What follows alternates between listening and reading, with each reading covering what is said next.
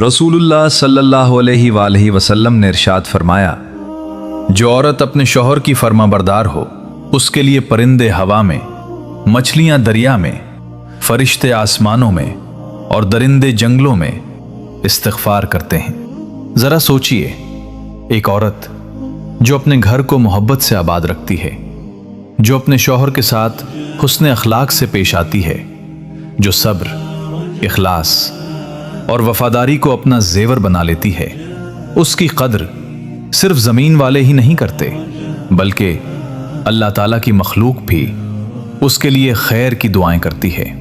इस्लाम ने औरत को सिर्फ हुकूक ही नहीं दिए बल्कि उसे ऐसा बुलंद मुकाम अता किया कि उसके हुस्न अखलाक और नेक किरदार को बाइस रहमत करार दिया।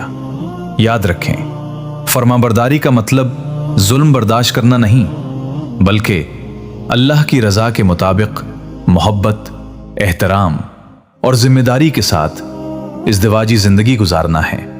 जब मियाँ और बीवी एक दूसरे के हुकूक अदा करते हैं तो उनका घर रहमत का गहवारा बन जाता है। अल्लाह ताला हर मुसलमान मर्द और औरत को ऐसी ज़िंदगी अता फरमाए जिसमें मोहब्बत भी हो, सुकून भी हो और उसकी रज़ा भी शामिल हो। आमीन या रब्बुल आलमीन।